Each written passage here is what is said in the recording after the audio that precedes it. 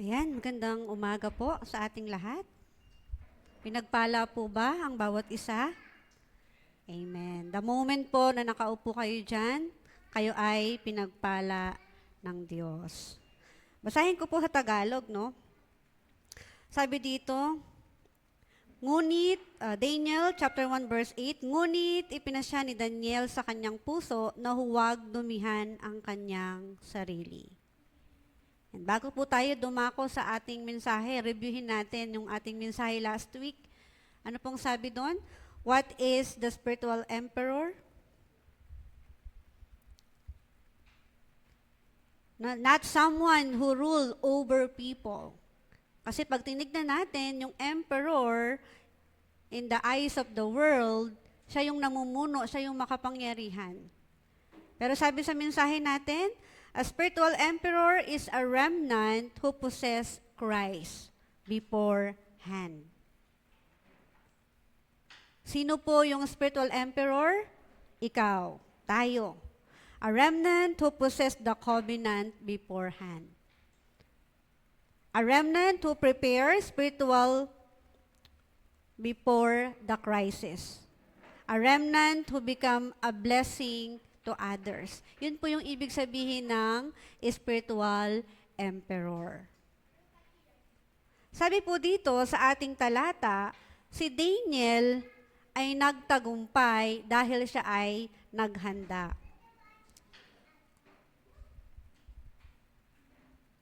Si Daniel, bago pa man dumating ang crisis sa buhay niya, nag-decide na siya.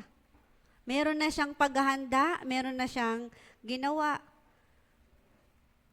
Kaya sa ating pong introduction, victory begins before the battle. Sabihin mo nga sa sarili mo, victory begins before the battle.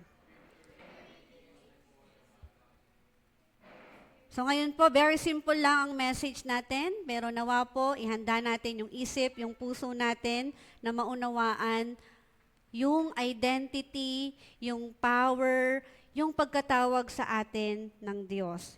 Nagsisimula ang tagumpay bago pa dumating ang labanan. So tayo po, we are spiritual being, we are children of God, and we have a spiritual battle. Pero si Daniel, bago pa dumating yung battle, he is ready. Na maraming tao, iniisip natin na yung victory o tagumpay, ito yung pag natapos na yung battle sa buhay natin. Pero sa atin po, no, kapag dumating yung problema, doon pa lang tayo nanalangin. Kapag nagkasakit tayo, doon pa lang tayo nananalangin, doon pa lang natin hinahanap yung Panginoon. Kapag kulang tayo financially, saka tayo tumatawag sa Diyos. Pero si Daniel, tignan natin yung naging buhay ni Daniel. Pagdating po sa salita ng Diyos, iba yung tinuturo ng Biblia. Victory is prepared before the battle. Ito po yung tinuturo sa atin ng Diyos. Ang tagumpay ay inihahanda bago pa dumating yung labanan. Tignan po natin yung buhay ni David. Natalo ni David si Goliath sa harap ng maraming tao. Ngunit bago po natalo ni David si Goliath, natutunan na niyang magtiwala sa Diyos nang siya ay nag-iisa. So sometimes, meron tayong malaking problema na kung titignan natin, hindi natin kayang resolbahan. Pero katulad ni David, siya ay nagtiwala sa Diyos. Ganon din si Daniel. Daniel stood strong in Babylon. Nag-iisa lang din si Daniel. But Daniel had already decided in his heart who he belonged to. No? Alam niya kung sino yung kasama niya. Alam niya kung sino yung pinagkakatiwalaan niya. Ganon din si Joseph. Si Joseph, he became a leader in Egypt.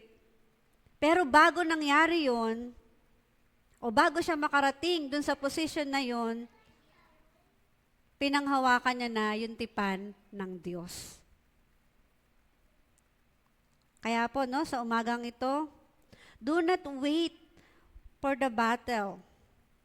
Mag-prepare tayo bago dumating yung battle. Huwag mong hintayin yung labanan bago mo ihanda yung espiritu mo. Magtagumpay ka na bago pa ang laban. Yun yung spiritual emperor. Yun yung secret ng spiritual emperor. Pag sinabi pong emperor, dakila, makapangyarihan, yun yung background natin. Na sometimes, kasi po, ito lang po ako Mahirap lang po ako, hindi po ako nakapag-aral. Takot po ako, marami tayong bagay, pero nire-remind tayo ng Panginoon that we are a spiritual emperor that possess the gospel. Yun yung background natin.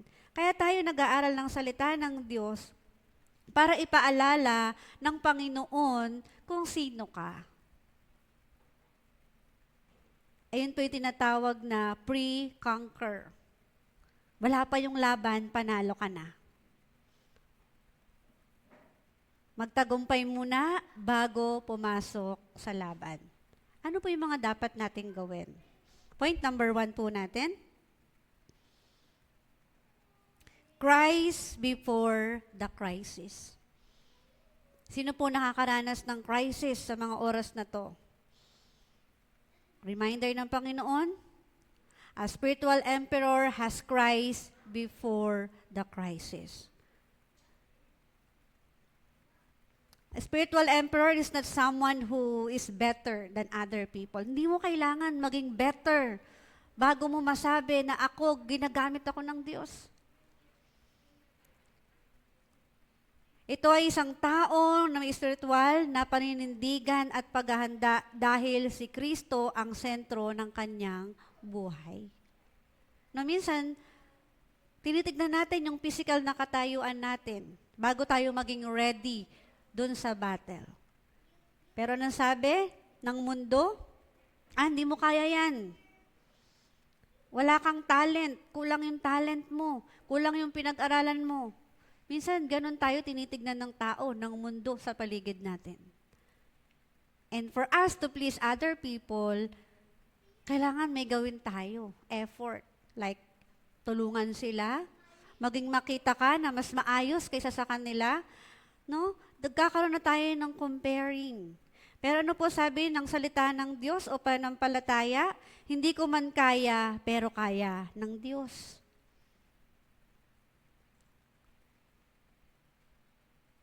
Maaaring hindi natin kaya.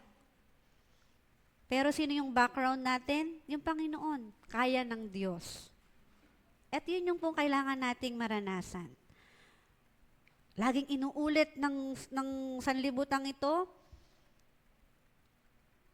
wala kang magagawa. Failure ka na. Pero anong sabi ng pananampalataya mo? God can make a way. Katulad ni David. Tingnan natin yung buhay ni David.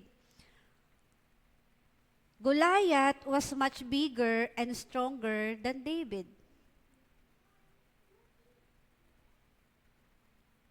Everybody saw a giant. So, gaano kalaki yun? Kung panonoorin natin yung storya ni David and Goliath, sobrang laki. Pero anong sabi sa 1 Samuel chapter 17:45? You come against me with the sword and spear, but I come against you in the name of the Lord Almighty. Yun yung pinanghawakan ni David.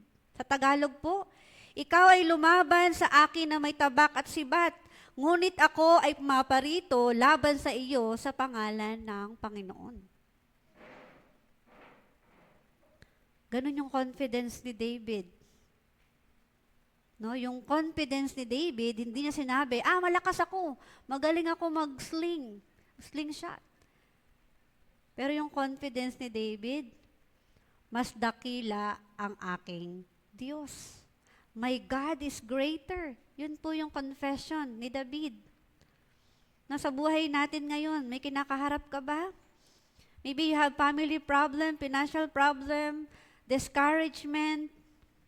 Maybe you are worried about your future ng anak mo. Ang sabi sa salita ng Diyos, do not look only at the size of your problem. Kasi palaki ng palaki yung problema. But ang sabi ng Panginoon, do not look the size of your problem.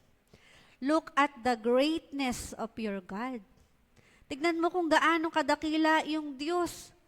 So minsan, yung declaration natin, nagkakamali o nililimitahan natin. Pero sabi ng Panginoon, inihanda ko na ang lahat. Pero hindi tayo nagtiwala. Yung mga anak po natin, di sila nagwo-worry. Di sila nag-aalala kung may kakainin sila, hingi lang sila ng hingi. Tama po? Kaya ang sarap maging bata, humihingi lang ng humihingi. Iiyak lang, kapag di nabigay yung gusto. Nakakita na po ba tayo ng nanay na nagwawala kasi may gusto, hindi makuha yung gusto? So nagtitiis tayo, Gumagawa tayo ng paraan para makuha yung gusto natin. Pero bilang anak ng Diyos, meron tayong karapatang manghingi sa Diyos. Pero yun yung namimiss natin. Namimiss natin yung identity na anak tayo ng Diyos at nahihiya tayong manghingi sa Diyos kasi ito yung nangyari sa atin, ito yung katayuan natin. But again, tignan natin kung gaano kagadakila yung Panginoon natin. Point number 2. What does 300% mean? 300% means making Christ your personal system. Meron tayong routine, meron tayong sistemang ginagawa every day. Pero sabi ng Panginoon, 300%. 300% is more than working harder. It means making God or the gospel your personal spiritual system. Kaya may sinasabi ang ating headquarters message, only uniqueness and recreation.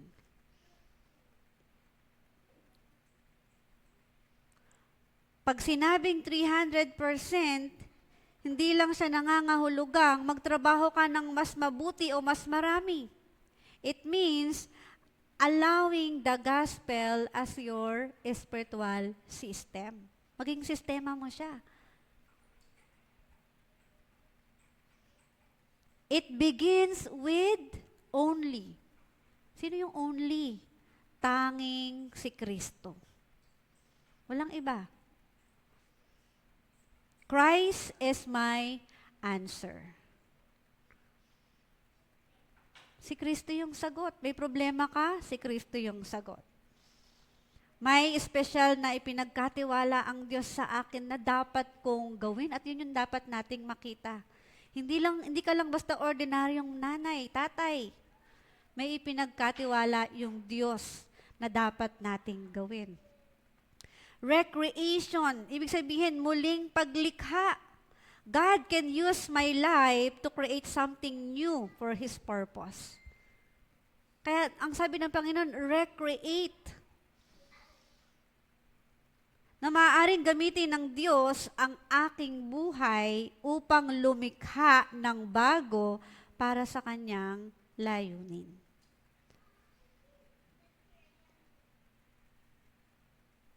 Along with the recreation, it becomes my prayer, my studies, my work, my family, my ministry.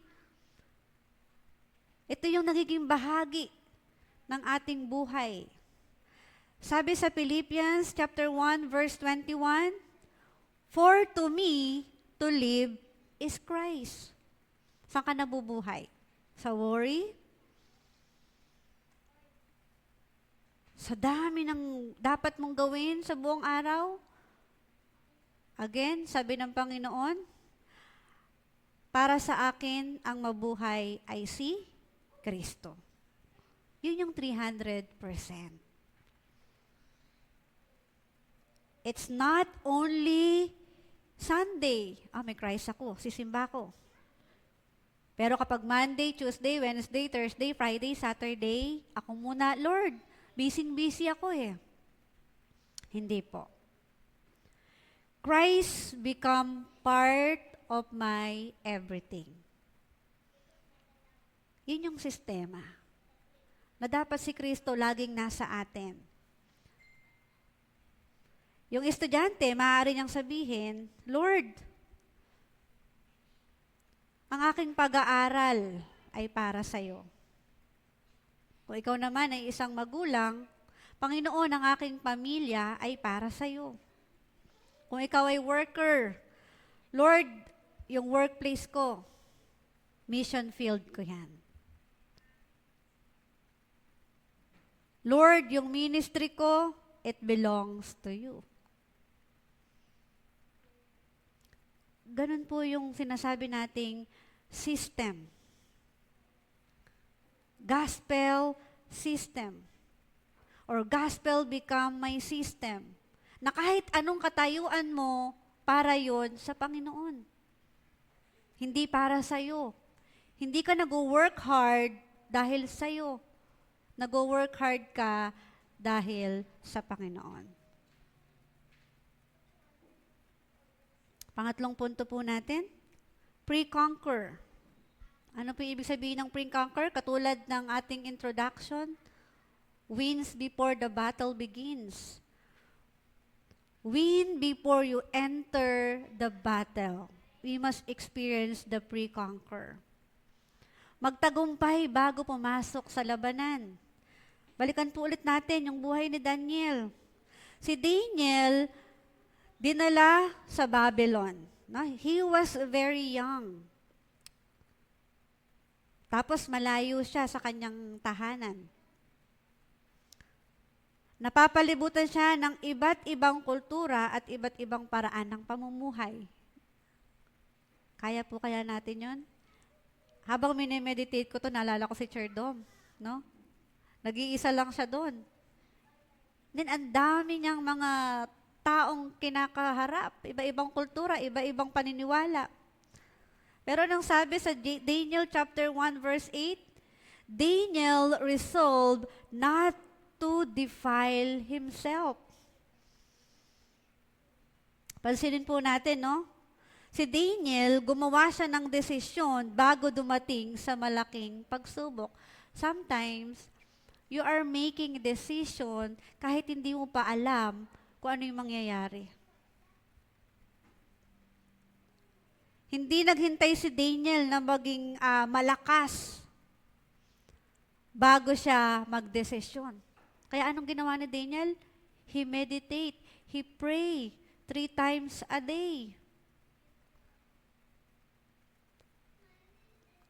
Kaya ang declaration ni Daniel, ako ay kabilang sa Diyos. Yun yung tinatawag nating pre-conquer.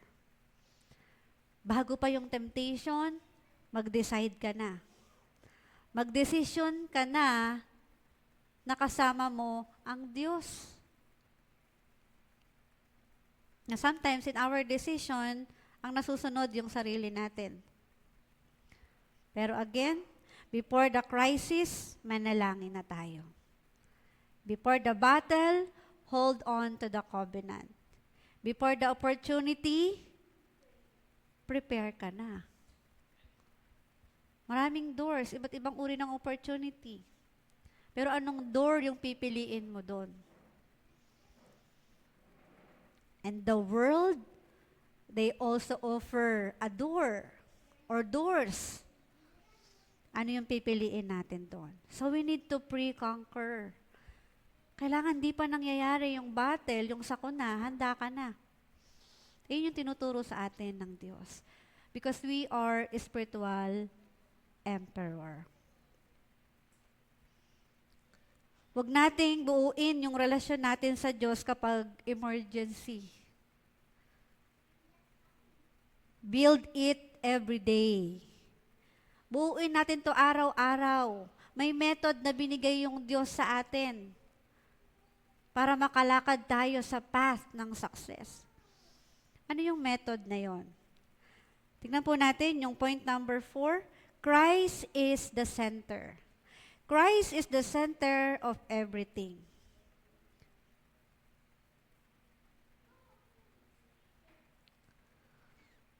Maaring mahirap, no, intindihin yung mga mensahe ng Diyos, pero just confess. Christ is everything. When you don't know what to do, back to Christ. Yung anak natin, pag pinapagalitan natin, nagtatampo yan, nagkukulong sa kwarto, umaalis, pero babalik sila. Tama po? Kasi andun yung nanay nila, andun yung bahay nila.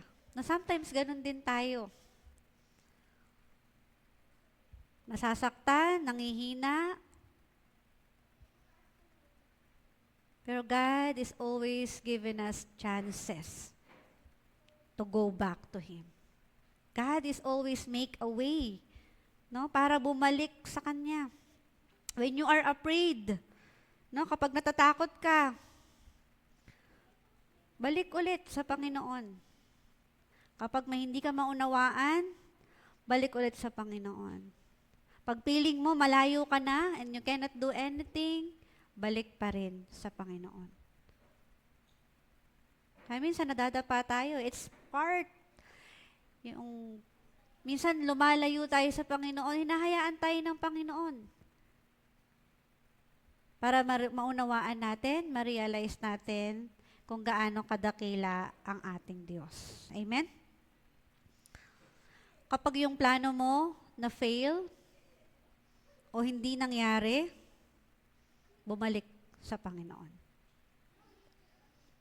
John 15, verse 5. Anong sabi ng Panginoon? Apart from me, you can do nothing. Sa Tagalog, kung hiwalay kayo sa akin, wala kayong magagawa. Na sometimes we are very tired the whole day.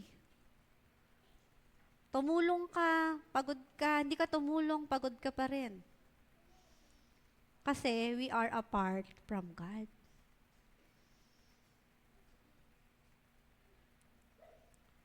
Kaya po, no, ang dapat nating gawin, build ourselves sa pananampalataya sa Panginoon. Hindi sa pera, hindi sa education, hindi sa talent, hindi sa position mo. I-build natin yung sarili natin sa pagtitiwala sa Panginoon. Lahat ng meron tayo, maaaring mawala. Lahat ng meron ka, maaaring mawala. But Christ does not change. Yun lang yung hindi mawawala. Pero pag hinayaan mong mapalayo ka sa Diyos, wala kang magagawa. Pangalawa po, o panglimang punto natin, build a life of prayer. One of the biggest secret of a spiritual emperor is prayer. Prayer is not only asking God for things. Na minsan nagkakaroon tayo ng misconception na kapag nanalangin ka ng mga bagay, ibibigay sa atin.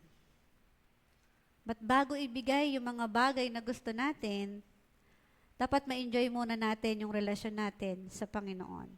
Prayer is learning to enjoy God's presence. Si Daniel, nanalangin siya araw-araw. Regularly. Kahit na mahirap. No, may mga bansa o lugar na hindi ka pwedeng nakitang nananalangin o nagbabasa man lang ng Biblia. Papatayin ka. Pero hindi lang yun yung ginawa ni David, hindi lang siya mananalangin. Prayer is his lifestyle. Naging buhay na niya. Sabi sa Daniel chapter 6 verse 10, Daniel continued to pray 3 times a day, even when prayer became dangerous. Bakit po? Kasi lifestyle na niya. Hindi siya mabubuhay kung di siya mananalangin. Ang panalangin ay bahagi na ng pamumuhay ni Daniel. Kaya meron tayong tinatawag na prayer system. Ano po yung prayer system natin? WIOS? With Emmanuel Oneness System. Kasama natin ang Diyos. No? Gumagawa ang Diyos sa pamamagitan ng ating panalangin. Hindi natin kailangan magsimula agad ng 3 hours para manalangin kasi minsan nagiging burden yung prayer, no? Simply start. 5 minutes. 5 minuto lang muna. Turn off your phone. No? Tumahimik or manahimik. Magbukas ng Bible o yung mga devotional book na meron ka. Then talk to God. No, we need to build a prayer system in our life. Maging lifestyle natin siya. Pag sinabing lifestyle, ito yung araw-araw mong ginagawa. No, meron kang routine na ginagawa. Makipag-usap tayo sa Diyos at makikinig yung Diyos sa atin. Pwede nating sabihin, Panginoon, kasama kita ngayon. Gabayan niyo po ako. Gamitin mo po ako. Tulungan mo po ako mamuhay ayon sa iyong tipan. Simple prayer can change your life. Simple prayer can change your situation. No, yung 5 minuto na tunay na panalangin ay maaaring magsimula ng isang bagong spiritual habit sa buhay natin. Now, sometimes, nagpipray ka, then may time na pagod, nakalimutan mo, ulitin mo ulit hanggang sa maging routine, hanggang sa maging sistema na natin yung panalangin. Pang-6 na punto po natin, do not be deceived. Don't be deceived by reality. There are 3 things can deceive us. No? May mga bagay na kumokontrol sa atin. Ano po yung una? Yung una, ito yung reality o ito yung ating nakikita. Kapag nakita mo yung sitwasyon mo, yung buhay mo, parang imposible na magbago. Pero sabi sa salita ng Diyos, your reality is not always the final answer. Kasi ito yung kalagayan mo, ganyan ka na, hindi po.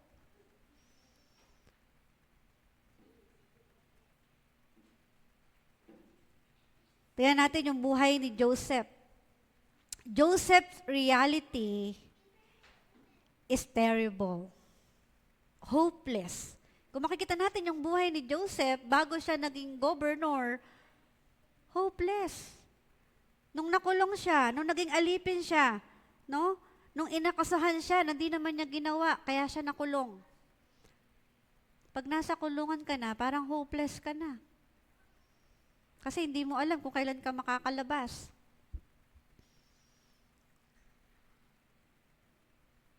But God's still working kasi nagtiwala si Joseph sa tipan ng Diyos. Na sometimes parang tayo nakakulong tayo sa sitwasyon na ang hirap makalabas. Pero this is a reminder ng Panginoon na kasama ko ang Diyos. Your present situation is not your final destination. Hindi yan. May destination tayong inihanda ang Diyos. Hindi yung reality mo. Pangalawang bagay po no, na nagko-control sa atin is yung public opinion. O yung mga opinion ng tao. Yung tao, pinapakailaman yung buhay natin.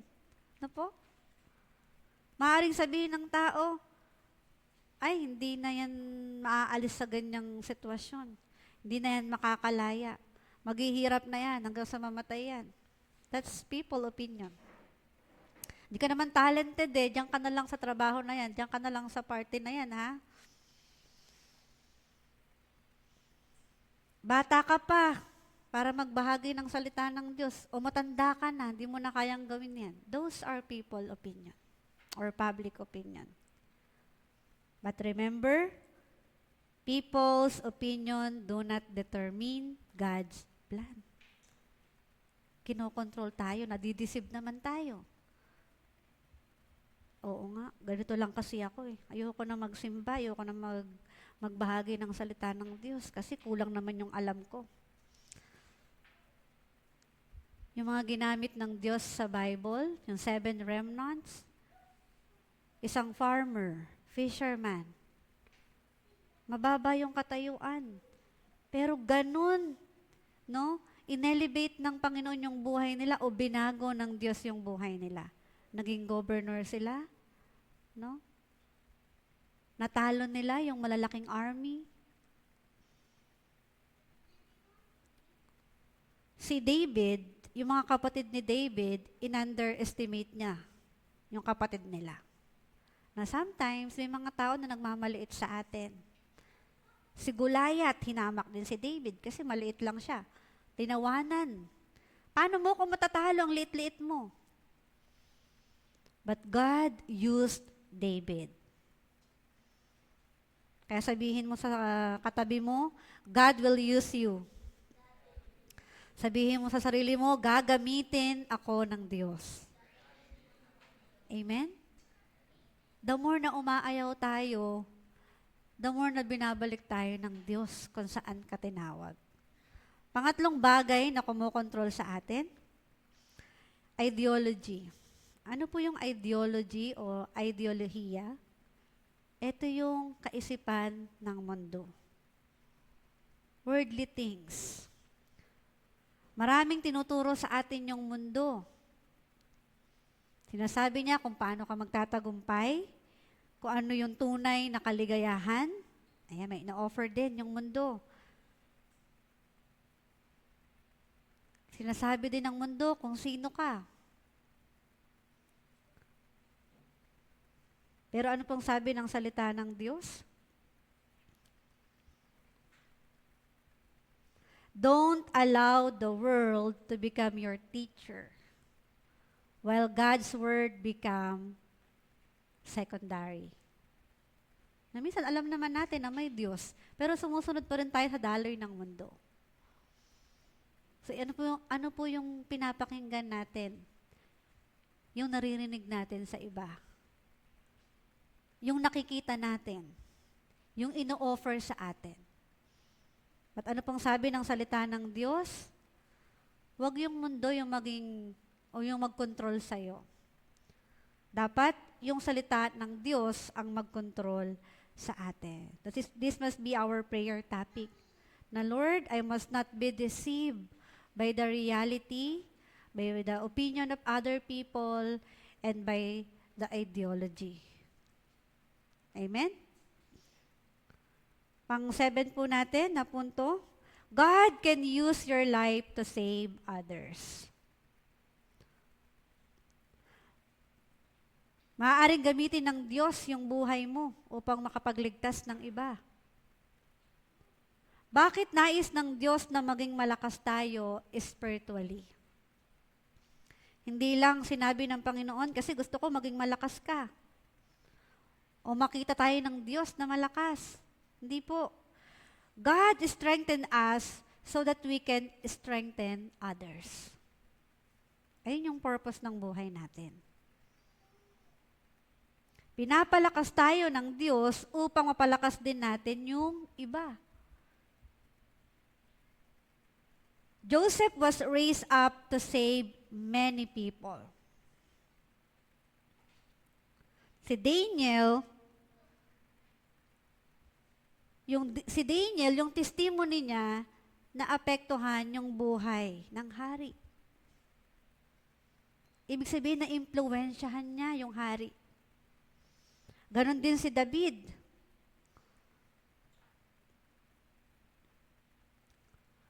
Yung buong army, nabahagian niya ng salita ng Diyos.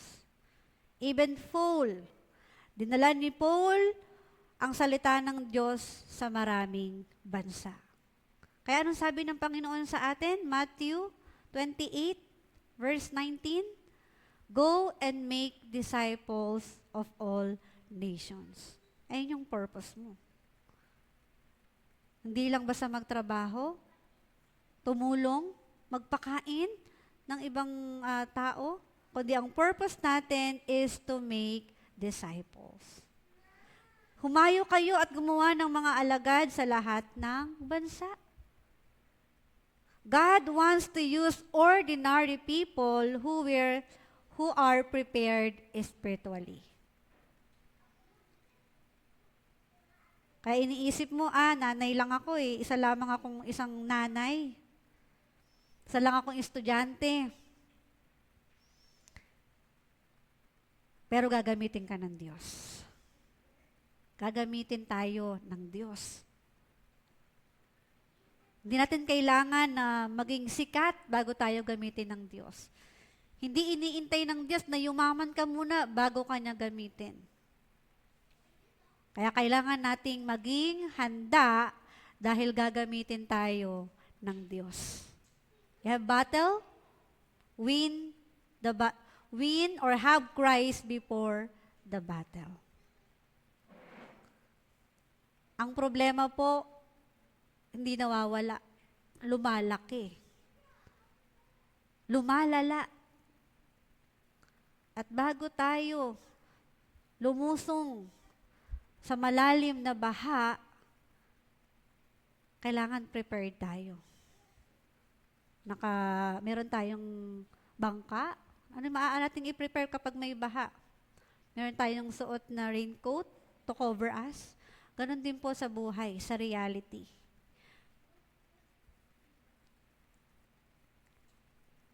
Victory begins before the battles. Let's go back, doon sa salita ng Diyos. Si Joseph, yung 7 remnants, si Joseph, si Moses, si Samuel, si David, Daniel and his friends, sino pa? Si Elisha, si Jesus, and even the early church, pinanghawakan nila yung salita o tipan ng Diyos. So, ganun din po sa atin. Ma-challenge tayo, Tanungin natin yung sarili natin. What am I preparing spiritually today?